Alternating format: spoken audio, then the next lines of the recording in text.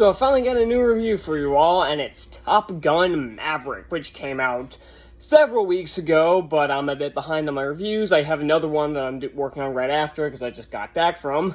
So you guys will probably see that tomorrow. I know I keep saying that, but this time I actually mean it, because this time I actually have one prepared. And I do have to talk about something else first. Originally, I think, if you saw one of my other reviews, I think it might have been my last video, actually. You know that I said my next review would be Interceptor, that new Netflix movie that's produced by Chris Hemsworth and starring his wife.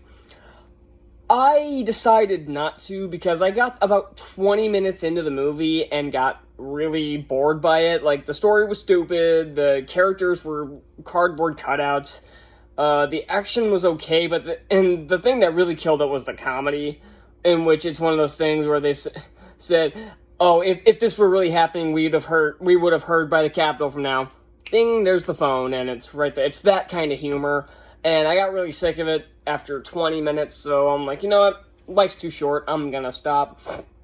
I've still got other videos, and I'm working on, like, a film face-offs, my cinematic disaster, Diamonds in the Rough, you know, all that. But, and originally, I had no interest in seeing this movie. Partly because I've never seen the first one, but I had been seeing it's been getting really good reviews, like, I don't put trust into Rotten Tomatoes. Never have, never will. But the critic score was 97%, the audience score was 99%. So, that was the first sign, like, you know what, maybe I might see this. And then I got a request to do it, multiple times. I got multiple requests to review this. And I also saw how much liberals were melting down about the fact that it's a pro-American movie, because them saying it promotes toxic masculinity and other bullshit like that, and me seeing actual reviews saying how good of a pro-America movie it is. So I thought, yes, I have to watch and review this movie, because I know I'm gonna love it now. Because if liberals hate it, it means I'm probably gonna love it. And yeah, this was a damn fun movie. And yeah, like I said, I haven't seen the first one, so I can't really, like, any callbacks or anything, I'm not gonna be, like, geeking out over like some people probably would. If they had seen and loved the first movie, still never seen it. I don't think I ever will. I don't really have much interest in seeing the first one. I know it's a cult classic, but generally speaking, I don't like a lot of cult classic movies. Like The Black Cauldron's another example of a cult classic I can't stand. So, yeah, I don't really have a ton of interest in seeing it, but I wanted to see this, so because of what I just said, because of the liberals hating it, so I thought I have to see this because I know I'm going to love it, and I did. I did really enjoy this movie. And again, this is just as a standalone movie, so it's not like, oh, I like the first one, so I'm gonna automatically like this. Like, no. That's never the case for me. Like, if I like the first movie and the sequel sucks, the sequel sucks. That's just how it is. I may love the Star Wars franchise, doesn't make Last Jedi any better. And I may like Ghostbusters, but it doesn't make that 2016 shit show any better. So now we have talking about a franchise I don't have much interest in, but I really enjoyed. And most of that's and a lot of this is due to the actors and the director. The director is Joseph Kosinski, who already has experience making a sequel to a movie that was from the 80s, because he was also the director of Tron Legacy. He's also done other movies, like he did the Spiderhead movie, which came out this year, that I was interested in, but I've been hearing it's pretty bad, so I don't know if I'll actually see it. And that one also stars Miles Teller, like this one does. And yeah, the actors are all likable. Tom Cruise is, of course, a powerhouse of talent. I know Tom Cruise is one of those guys where people either love him or hate him. And it's not like the people who hate him actually hate him. It's just one of those things that's like, oh, it's Tom Cruise. Like, you can't get over the fact that it's Tom Cruise. You don't see a character, you see Tom Cruise. It's the same thing with people now have the problem with, like, Leonardo DiCaprio, or The Rock, or people like that. It's like, you can't separate the fact that it's Leonardo DiCaprio, The Rock, or Tom Cruise. Because that's just who you see nowadays. Or how a lot of the Marvel actors nowadays, a lot of people just see the Marvel characters on screen. Like, they don't even see the actor anymore. They just see, like, you see Robert Downey Jr. in the movie, you're just seeing Tony Stark. You see Chris Hemsworth in the movie, oh, hey, it's Thor.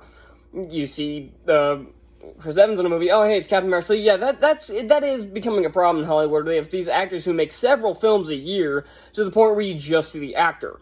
Or they make so many movies in the same franchise that you just see that character. That one isn't as big of a deal. That's just kind of your fault. But seeing the actor is kind of a problem. But it doesn't change the fact that Tom Cruise is a legitimately great actor, and he's very likable in this movie. And Miles Teller is, of course, a great talent. I feel so sorry for that poor bastard that he has that Fantastic Four movie on his resume. He is a really underrated talent. I feel bad for all those actors, because I don't think Kate Moore or Jamie Bell have had very many movies since. Michael B. Jordan's still a powerhouse of an actor nowadays, so... and he's freaking MCU, so he's not really struggling. But Miles Teller's one of those guys, he's like... You recognize the actor, but you always associate him with that one shitty movie they did. There's always that one that you associate that actor with. And unfortunately, Miles Teller's one of those. Like, you see Miles Teller, you can't get over the fact that he was in that terrible Fantastic Four reboot. But that wasn't his fault. He tried his hardest for most of the movie until the second half when every actor gave up because Trank was treating them like shit on set, but I'm getting sidetracked. Fantastic Four will probably be getting its own cinematic disasters another day, or maybe do a ranking of it at some point, I don't know, but either way, that movie will get its due. We'll get its date. But he is a legitimately good talent, and from the trailers, it made this guy look like he was just the piece of shit that is constantly, like, arguing with Pete Mitchell and everything, but actually, he doesn't have any actual arguments with him. Like, they do have, like, kind of a problematic history where Mitchell, like, his rooster is named Bradley. Something Bradley is his name. I'm just gonna call him by their tag names or code names, whatever they call them. But his father was with Mitchell. I don't know if this was actually in the first movie. I think this was in the first movie, but he died on a mission with Mitchell. Like I said, nursing the first one. I don't know if that was actually in the first one or if it takes place sometime after. If it was reshot, if it was new footage, I don't know, but yeah, that is actually a legit conflict, and apparently he also held him back from the academy a good 5 years because he didn't think he was ready, because he was kind of like looking after him in his father's stead. That's an interesting conflict, and the main conflict really isn't the two of them. And of course it does the cliche plot of the guy has to come back to teach these people, but he doesn't want to be a teacher and is not very good at it.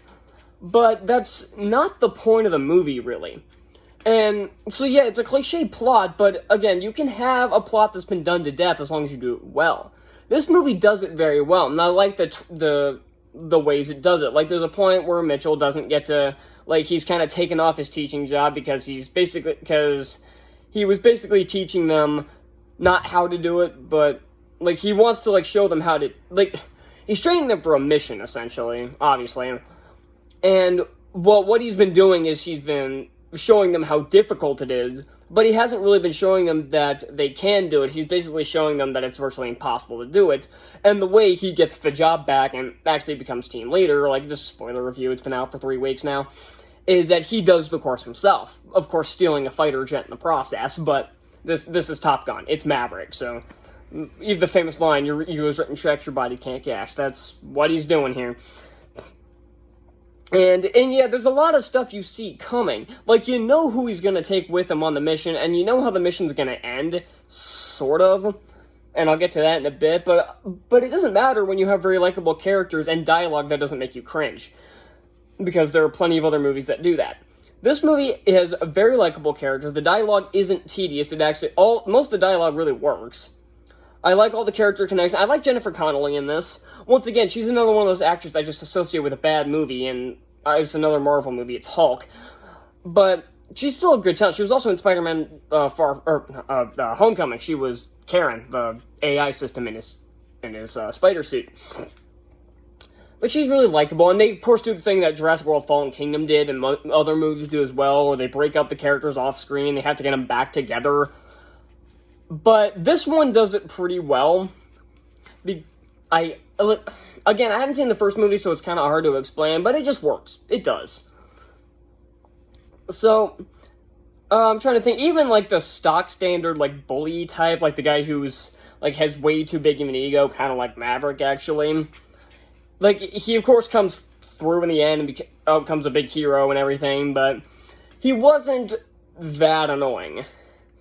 He got to be at times, and at least the guy, his skill backed up his big talk.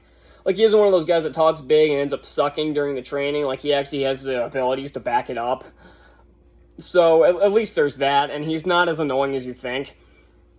And again, all the pilots are fairly likable characters, and the final battle, which took about 30 minutes, was actually a lot of fun, and didn't quite go the direction that I thought it would. Both Rooster and Maverick get shot down, and then they have to escape. That is one minor gripe I have with the movie, is that they escaped that enemy base. I don't know what enemies they're fighting.